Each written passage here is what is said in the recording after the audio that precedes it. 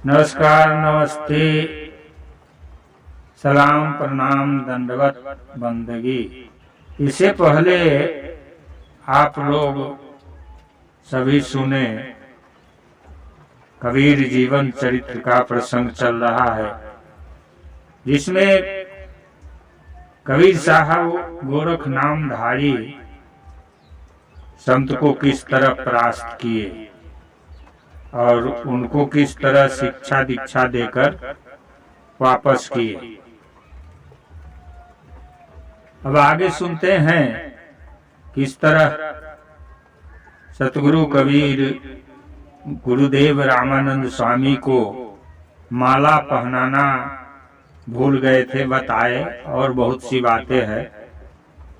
कबीर जीवन चरित्र का प्रसंग चल रहा है।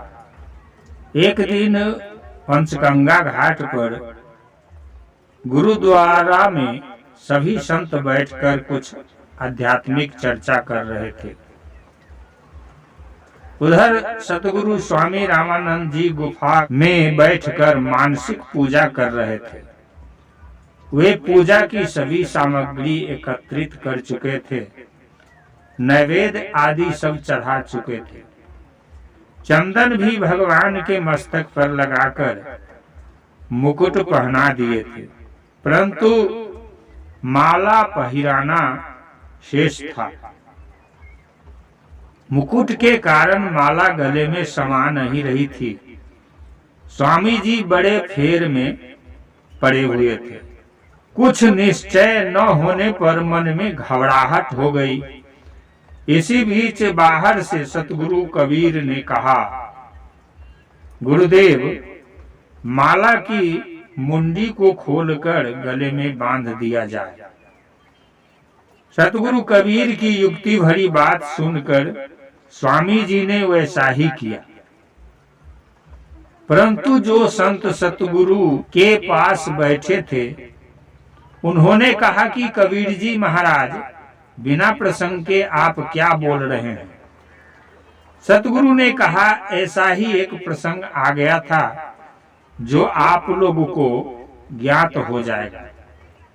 तत्पश्चात मानसिक पूजनोत्तरोपरांत सतगुरु स्वामी रामानंद जी गुफा से बाहर आए और उन्होंने कहा कि किस व्यक्ति ने माला की मुंडी खोलकर पहनाने के लिए कहा था।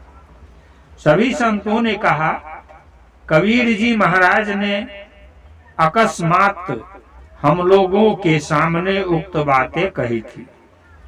इतना सुनते ही स्वामी रामानंद जी ने दौड़कर सतगुरु कबीर को उठाकर छाती से लगा लिया और कहा, वत्स, तुम ही एकमात्र मेरे परम शिष्य हो। तुमने मेरे हृदय की बात जान ली, इसलिए आज से तुम्हारा नाम अंतर्यामी भी होगा, क्योंकि तुमने मेरे अंतर की बात जान ली है। स्वामी जी की बात सुनकर सतगुरु कबीर गुरुदेव रामानंद के चरणों में लेट गए और कहा कि प्रभु, यह सब आपकी महती अनुकंपा का फल है। मैं तो आपका सेवक मात्र हूँ। आप मुझको इस प्रकार की बड़ाई न दे। स्वामी जी ने कहा, वत्स, तुम मेरे परम पार्षद हो। तुम्हारी उत्पत्ति जनता के मार्गदर्शक बनोगे। इतना कहकर स्वामी जी पुनः अपनी गुफा में चले गए। इधर पूरी संत मंडली सतगुरु के उपयुक्त चमत्कार को देख आश्चर्य में पड़ गई और उनका जय जयकार करने लगी। इस चमत्कारित घटना से काशी की सारी जनता बहुत प्रभावित हुई और कबीर साहब में अधिक विश्वास रखने लगे। सतगुरु कबीर को कुछ दिन के बाद पूजा का काम सौंपा गया। सतगुरु कबीर ने सवेरे उठकर मंदिर को साफ सुथरा किया। प्रतिदिन की भांति ठाकुर जी को स्नान कराने के लिए गंगा जी में ले गए और उठाकर उन्हें नदी में फेंक दिया और अपने नदी के किनारे बैठ गए। इधर आश्रम के संत लोग सतगुरु की राह देख रहे थे कि कबीर जी अब ठाकुर जी को स्नान कराकर ले आ रहे होंगे, परंतु घंटों बीत गए और सतगुरु कबीर नहीं लौटे। इधर बैरागियों के मन में शंका होने लगी कि कबीर जी महाराज आए नहीं। यह बात स्वामी रामानंद जी तक पहुंच गई। स्वामी रामानंद जी ने कहा, देखो कबीर क्या कर रहा है। स्वामी रामानंद जी की आज्ञा पाकर आश्रम के संतगण गंगा किनारे दौड़े हुए गए और देखा कि कबीर साहब चुपचाप एकांत में बैठे हुए हैं। संतों ने उनसे पूछा कि आप यहाँ क्यों बैठे हैं? आप तो भगवान को स्नान कराने यहाँ आए थे, क्या हुआ? चलिए गुरुदेव बुला रहे हैं। कबीर साहब ने कहा, अभी तो भगवान स्नान कर रहे हैं, जब वे स्नान करके निकलेंगे तभी तो चलेंगे। संतों ने कहा, भला भगवान अपने से कैसे स्नान करेंगे? विलंब होने के कारण एक एक करके 50 संत वहां पहुंच गए। पूछने पर उन्होंने सभी को वही उत्तर दिया जो उन्होंने सबको दिया था। अंत में सभी निराश होकर आश्रम में चले गए। उन लोगों ने स्वामी रामानंद जी से सारी बातें कह सुनाई। संतों की बात सुनकर स्वामी रामानंद जी को कुछ रहस्यमय बात मालूम हुई और उन्होंने स्वयं जाकर कबीर साहब से पूछा, वत्स, पूजा में विलंब हो रहा है, क्यों नहीं जल्दी से चलते हो? सतगुरु ने कहा, आपकी आज्ञा शिरोधार्य है, चले, अब भगवान स्नान करके आ रहे होंगे। स्वामी जी ने कहा, साथ ही चलो, पूजा में विलंब हो रहा है। गुरु आज्ञा पाते ही कबीर साहब उठे और उन्होंने कहा कि आप लोग निकलिए और चलिए, गुरु महाराज खड़े हैं। इतना कहते ही भगवान विष्णु लक्ष्मी के साथ गंगा से निकलते हुए दिखाई दिए। अपार भीड़ थी, परंतु स्वामी रामानंद जी के अतिरिक्त किसी को दिखाई नहीं पड़ा।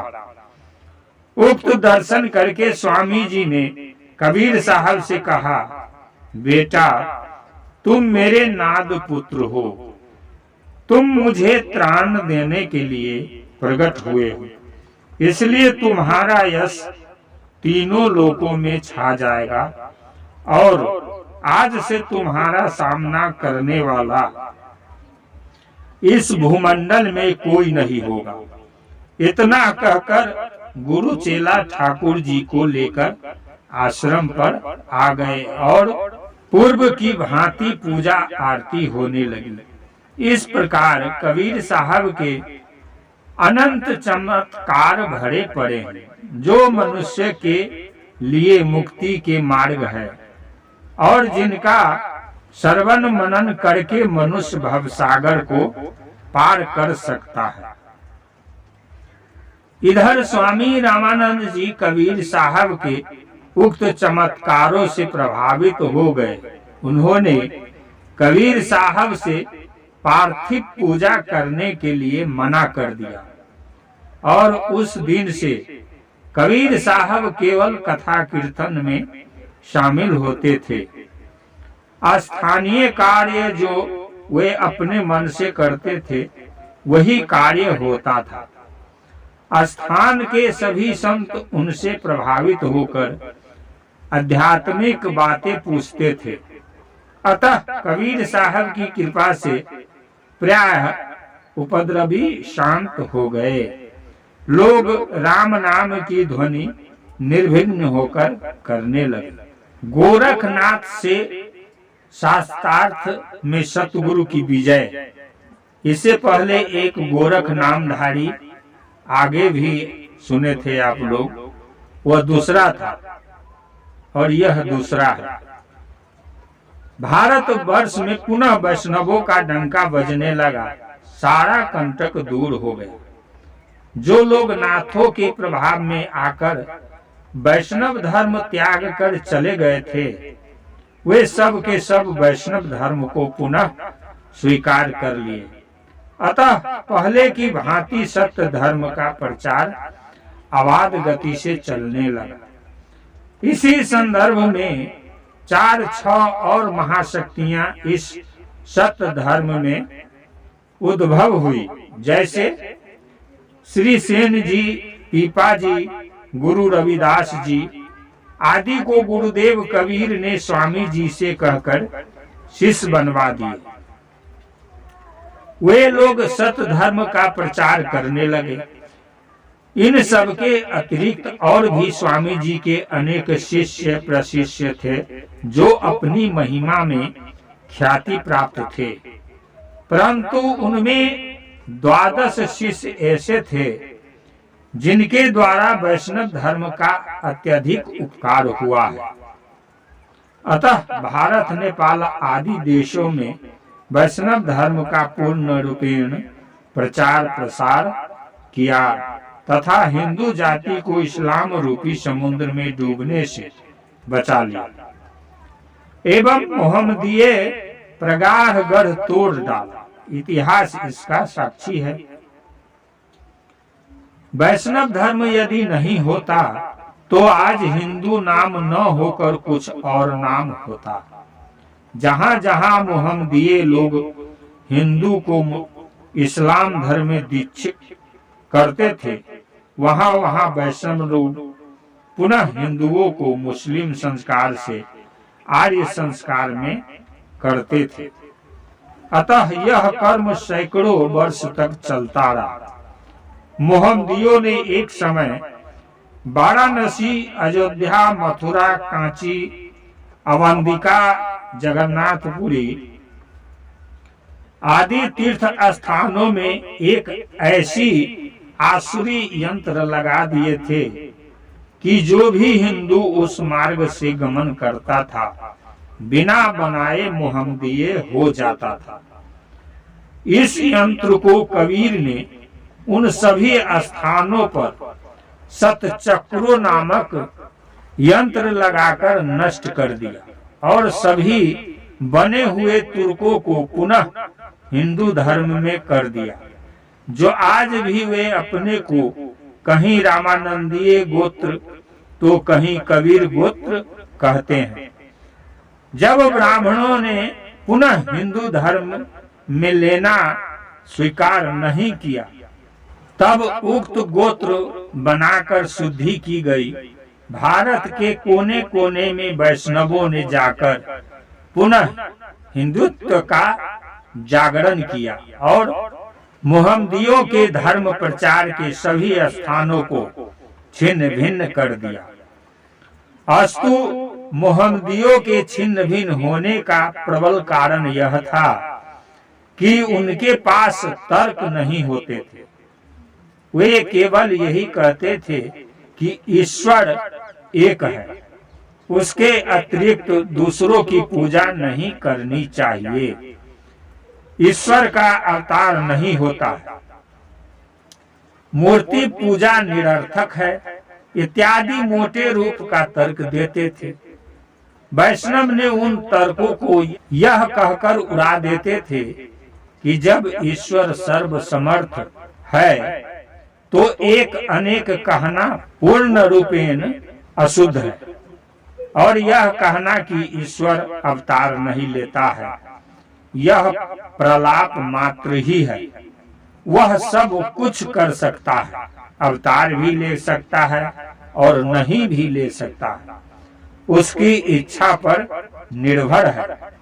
इसलिए कोई बंधन नहीं है, क्योंकि वह सर्वोपरि है, सर्वविद है, सर्वज्ञ है तथा उसमें अज्ञान नहीं है।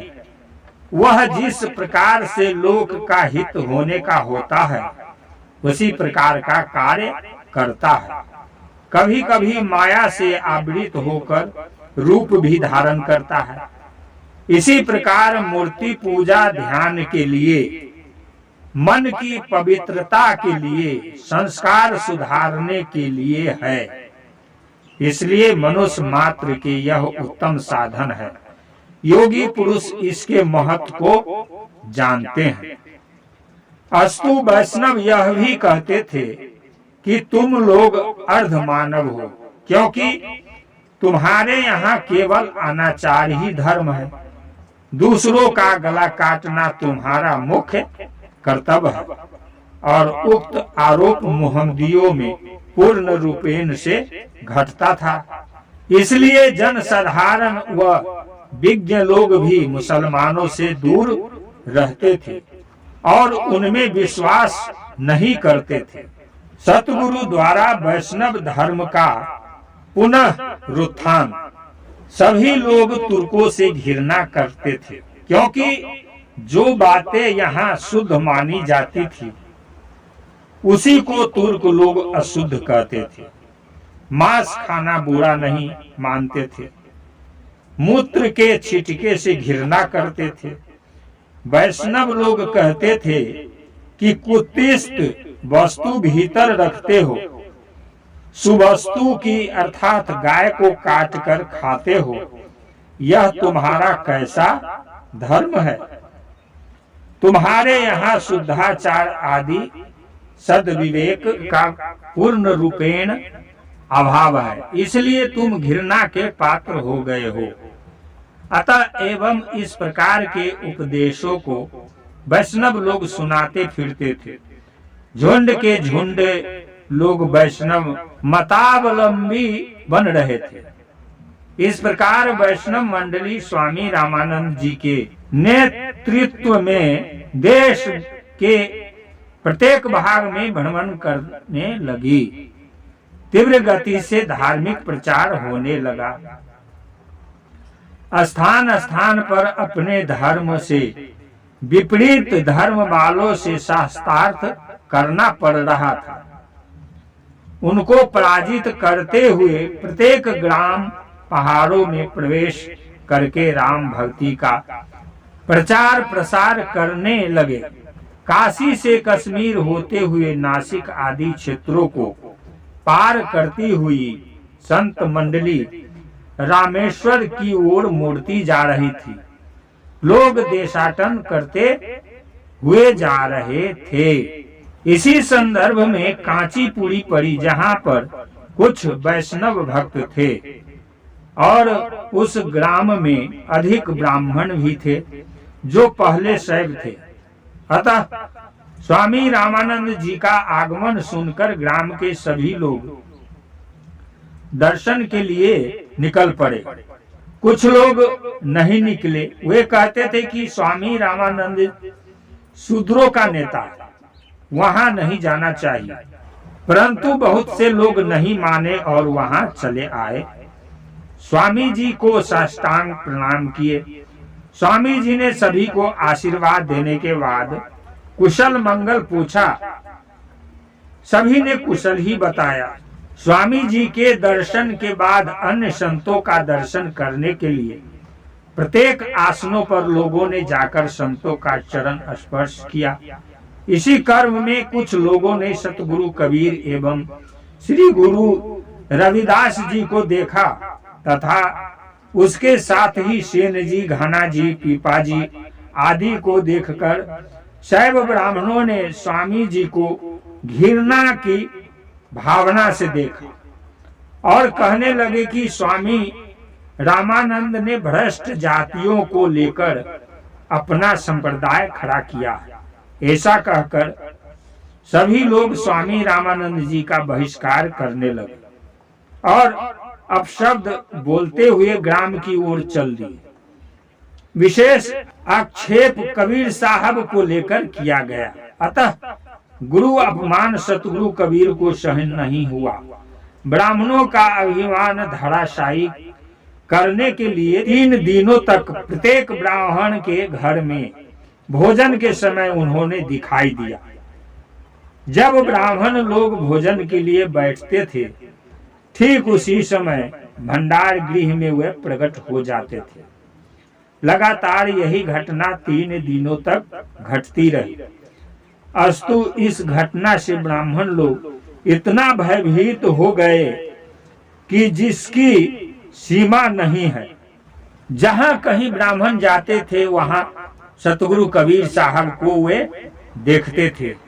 यहाँ तक कि पूजा आदि स्थानों में सर्वत्र कबीर ही कबीर दिखलाई पड़ते थे।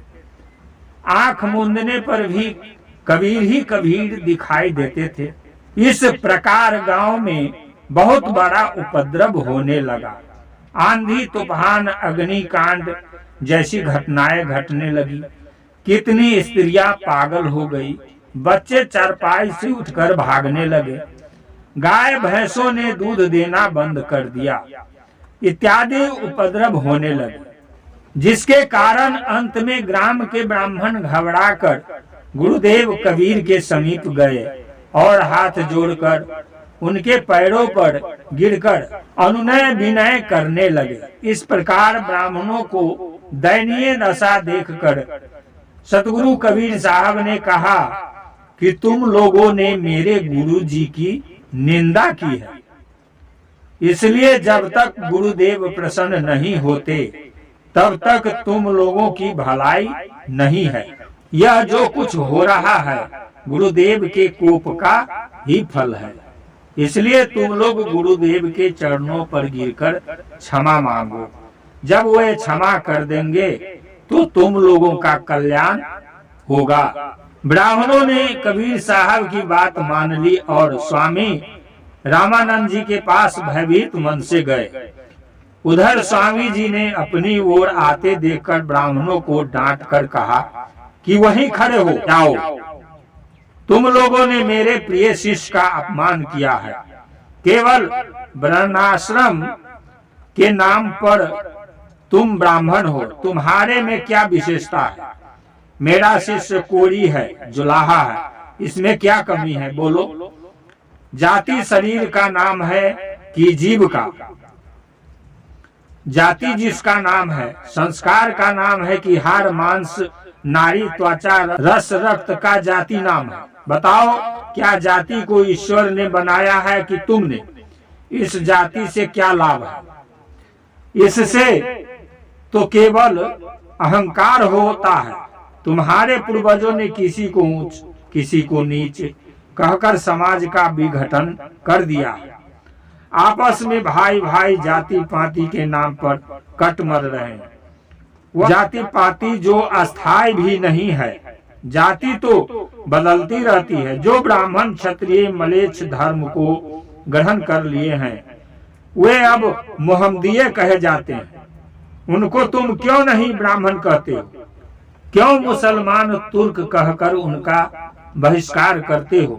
जैसे वे अब हिंदू नहीं रहे, उसी प्रकार से मेरा शिष्य कबीर अब जुलाहा कोढ़ी नहीं रहा। वह वैष्णव शुद्ध आर्य हो गया।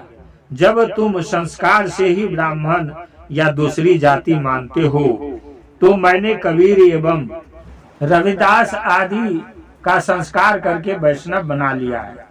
इसलिए ये चतुर्थ वर्ण से उठकर पंचम वर्ण वैष्णव में आ गए। अतः एवं वैष्णव के कारण सभी के गुरु होने योग्य हो गए हैं। अब ये सुसंकृत हो गए हैं। इनकी पुरानी जाति मानना महाभूल है। संस्कार ही जाति पाति है तो मैं तो उसी को शूद्र मानता हूँ जो वेदाचरण नहीं करता, संस्कारहीन है, सदा मनमाना व्यवहार करता है। इस प्रकार की जाति पाति सब विकार है, इसमें कोई विशेषता नहीं है। सभी लोग एक ईश्वर की संतान है, सभी को सब कुछ करने का अधिकार है। सभी लोग मानव हैं, मानव में कोई भेद नहीं होता है। जाति पाति सब तुम्हारी कल्पना मात्र है। सभी की सृष्टि एक समान ही है। गाय भैंस घोड़े गधे ऊंट बैलों की जाति होती है, परंतु मनुष्य में कोई जाति पाति नहीं है। पुरुष कहीं का होता है, स्त्री कहीं की होती है, फिर दोनों के संयोग से संतान की उत्पत्ति होती है।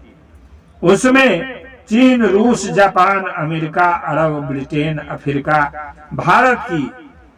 भारत कहीं की भी स्त्री पुरुष है, दोनों के संयोग से संतान की उत्पत्ति होती है। गाय गधा कहीं का हो, उससे संबंध करने पर मनुष्य के संतान की उत्पत्ति नहीं देखी गई है, इसलिए मनुष्य में जाति पाति नहीं होती है। मनुष्य में जाति पाति मानना नरक का घर है, इसलिए तुम लोग मिथ्याभिमान में पड़कर अपना सर्वस्व नाश करने पर तुले हुए हो।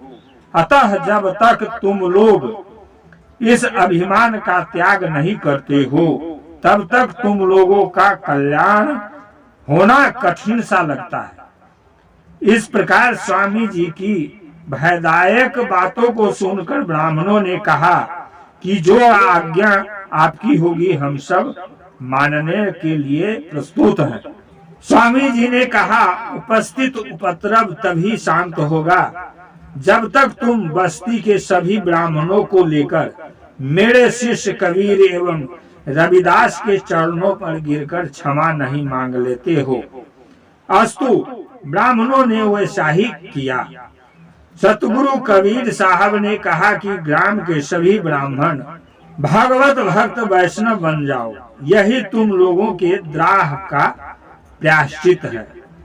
अतः गुरुदेव कबीर की बातों को ब्राह्मणों ने सहर्ष स्वीकार कर लिया और सभी ने भागवत धर्म को मान लिया। परंतु उसी ग्राम की एक तांत्रिक सिद्धा ब्राह्मणी, जो पहले से ही कबीर साहब की निंदा में लगी रही, जब ग्राम के सभी ब्राह्मणों ने वैष्णव ग्रहण कर लिया, इस पर उक्त सिद्धा ब्राह्मणी को अत्यंत क्रोध उत्पन्न हुआ और क्रोध के वशीभूत होकर उसने सतगुरु कबीर साहब को अपशब्द कहना प्रारंभ कर दिया। उसके इस व्यवहार पर ग्राम के सभी लोगों ने उस सिद्धा को निंदा की और उसी समय ऐसी एक घटना घटी जिसको सभी ने देखा कि उक्त सिद्धा गाली देती हुई कबीर साहब की ओर जा रही थी, मानो काली नागिनी किसी को डसने जा रही हो, तथा लोगों के देखते ही देखते मार्ग में ही पृथ्वी फटी और उसमें वह सिद्धा धस गई, फिर पृथ्वी समतल भी हो गई। इस दृश्य को देखकर सभी एकत्रित लोग भयभीत हो गए और लोग कहने लगे कि यह कुकीर्ति का फल है। ऐसा कहते हुए लोग गांव छोड़कर भागने लगे। भागते हुए लोगों को कबीर साहब ने रोककर समझाया और कहा कि अब ऐसा नहीं होगा, आप लोग इसी ग्राम में रहिए, श्री राम नाम का जप कीजिए। गुरु कबीर की यह बात सुनकर सभी लोग लौट आए और शांति पूर्वक वहां रहने लगे। इधर संत लोग भी विदा लेकर संत मंडली को गुरु आज्ञा से आगे बढ़ने के लिए आदेश दिया कि आप सभी धर्म के प्रचार के लिए देश देशांतरों में पदार्पण करें। गुरु की आज्ञा पाकर संत मंडली धर्म प्रचार करती हुई देश के चारों ओर कोने कोने में वैष्णव धर्म का प्रचार करने लगी। इस प्रकार से अनेक बार घूम घूम कर देश व समीप के राष्ट्रों में शुद्ध धर्म का प्रचार किया गया। फल स्वरूप अन्य धर्मों का ह्रास होने लगा और धीरे धीरे उन क्षेत्रों में वैष्णवों का अधिपत्य हो गया। यह कर्म बहुत वर्षों तक स्वामी रामानंद जी ने अपने शिष्यों को लेकर चलाते रहे। अंत में विशेष वृद्धा अवस्था उपस्थित होने पर वे संत मंडली को लेकर पुनः काशी के पंचगंगा घाट पर श्री राम नाम की ध्वनि करते हुए आ गए और पुनः श्री हरि की ध्वनि से वाराणसी नगरी को गुंजायमान करने लगे और अब किसी से भी वैष्णवों का टक्कर नहीं रह गया। इस प्रकार वैष्णव धर्म निष्कंटक हो गया। संसार के सभी लोग उक्त धर्म का जय जयकार करने लगे और वैष्णव लोगों का भी जीवन अमन चैन से व्यतीत होने लगा। अब नियमित रूप से सत्संग चलने लगा। सत्संगियों का प्रतिदिन आना अबाध गति से आराधवत था। सेठ साहूकारों की ओर से भोज भंडारा चल रहा था। सभी लोग राम राम कहते थे। स्वामी रामानंद जी सहित 12 शिष्यों का मधुकरी से काम चलता था। उक्त लोग धनिकों के भोज में सम्मिलित नहीं होते थे। इस प्रकार से व्यवहार चलने लगा। इसी बीच में एक दिन स्वामी जी ने अपने सभी शिष्यों को बुलाकर कहा कि अब मेरा कार्यकाल पूरा हो गया है, अब मैं परम धाम को जाऊंगा। तुम लोग मेरे चलाए हुए मार्ग को कायम रखना। अधिक भार अष्टानंद और कबीर तुम दोनों पर है। तुम दोनों अपने अन्य भाइयों को साथ में रखना। मेरे उभय मार्ग का प्रचार करना और जो मैं अभी करना चाहता था और वह जो नहीं हुआ है उसे तुम 12 शिष्य मिलकर पूरा करना। इतना कहकर स्वामी जी मौन हो गए। उसके बाद रामानंद जी का प्रलोक गमन। स्वामी जी की बात को सुनकर सभी शिष्य विलाप करने लगे। केवल कबीर साहब ने अपने मन को सुस्थिर रखा और उन्होंने सभी गुरु भाइयों को समझाया। सभी लोग कबीर साहब के समझाने पर शांत हो गए। उधर स्वामी जी ने अपनी गुफा में कबीर को बुलाया। 1 घंटे तक कुछ गूढ़ बातें हुई। इसके बाद कबीर साहब गुफा के बाहर आए और सभी से बोले कि राम नाम की ध्वनि कीजिए। सभी राम नाम जपने लगे। उधर स्वामी जी समाधि में लीन हो गए। सभी को देखते ही देखते एक दिव्य विमान आया जिस पर स्वामी जी बैठकर क्षण मात्र में आकाश की ओर प्रस्थान कर दिए। कुछ दूर तक तो विमान दिखाई दिया जिस पर शंख ढोल मृदंग आदि बाजे बजते जा रहे थे। अंत में वह विमान अंतर ध्यान हो गया। इधर शोकाकुल शिष्यगण एवं काशी के सभी नागरिक लोग एकत्रित होकर राम नाम की ध्वनि करने लगे तथा शंख आदि मातमिक बाजे बजाकर लोग संकीर्तन करने लगे। पार्थिव शरीर पर आकाश से देवताओं ने पुष्प की वर्षा की और नगाड़े बजाए। शिष्यों ने पार्थिव शरीर को वैष्णव संन्यास विधि से विधि के अनुसार एक चंदन की चौकी पर बैठाकर चंदन आदि का लेप किया। पुनः छिद्र युक्त एक मंजूषा बनाया गया जिसमें स्वामी जी के सबको पद्मासन से बैठाया गया। तत्पश्चात सभी प्रबुद्ध समाज वेद का मंत्रोच्चारण एवं हवन करते हुए श्री महारानी गंगा की ओर चलने लगे। आश्रम पर एकत्रित भीड़ जो लाखों की संख्या में विद्यमान थी वह भी सब यात्रा में सबके पीछे पीछे चल रही थी। बड़े बड़े सेठ साहूकार राजे महाराजे भी आए हुए थे। स्वामी जी के स्वर्गारोहण का समाचार चारों तरफ भेज दिया गया। अंतिम दर्शन के लिए सबको कई दिनों तक सुरक्षित रख दिया गया था एवं जब सभी प्रमुख लोग आ गए तब सब उठाया गया। सभी ने सब यात्रा में लाखों रुपए लुटाए। इस प्रकार दान सम्मान के साथ सब यात्री गंगा तट पर पहुंचे। सबको स्नान कराया गया। कई नौकाएं मंगाई गई। बहुत से लोग नौकाओं पर सवार होकर सब वाली नौका के साथ अपनी नौकाएं वहां ले गए, जहां पर कबीर साहब आदि शिष्यगण शव के मंजूसे को उठाकर श्री राम नाम बोलते हुए मध्य धार में ले जाकर विसर्जित कर रहे थे। उस समय का दृश्य ऐसा लगता था कि मानो पूरी काशी में घंटा, शंख, मंजीरे और भेड़ी आदि बाजे राम नाम की ध्वनि के साथ बज रहे हो। उक्त बाजों की ध्वनि से पृथ्वी आकाश को एक कर दिया था। दूसरा कोई शब्द सुनाई नहीं दे रहा था। हरे राम मानो सारी सृष्टि जप रही हो। सभी लोग गुरुदेव के शोक में मग्न थे। शव विसर्जन के बाद नौकाओं से उतरकर लोगों ने अपना अपना क्षौर कर्म कराया। स्नान आदि करने के बाद पिंडदान किया गया, जलांजलि दी गई। इसके बाद भूखे भिखारियों को अन्न, वस्त्र, मुद्रा आदि वितरित किए गए। तत्पश्चात सभी लोग पुनः आश्रम पर आकर स्थान के कार्य को करने लगे। स्थान का कार्य सतगुरु कबीर पर एवं उनके बड़े गुरु भाई श्री अष्टानंद के ऊपर आ पड़ा। दोनों की मंत्रणा से स्थान का कार्य संत लोग करते थे।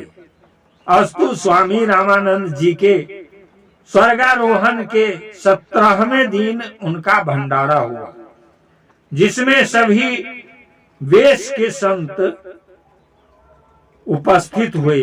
उक्त भंडारा महीनों चलता रहा। लोग खाते खाते उब गए। साधु संतों के अतिरिक्त दरिद्र लोगों को अधिक खिलाया गया। सभी लोग कबीर साहब से प्रार्थना करने लगे कि महाराज हमें अब आज्ञा दीजिए।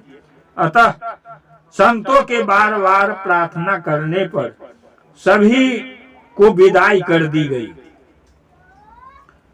सभी लोग अपने अपने आश्रम पर चले गए। यह काल 1519 का माना जाता है, जो समचीन है। नमस्ते, नमस्कार, सलाम, प्रणाम, दंडवत, बंदगी। अभी आप सभी अभी सुन रहे थे किस तरह सतगुरु कबीर और स्वामी रामानंद जी का वार्तालाप हुआ और रामानंद जी का परलोक गमन तक का प्रसंग सुना। आप सभी से अर्जी, विनती, निवेदन कि आप सभी सब्सक्राइब जरूर कर देंगे, लाइक कर देंगे। साहेब बंदगी, धन्यवाद।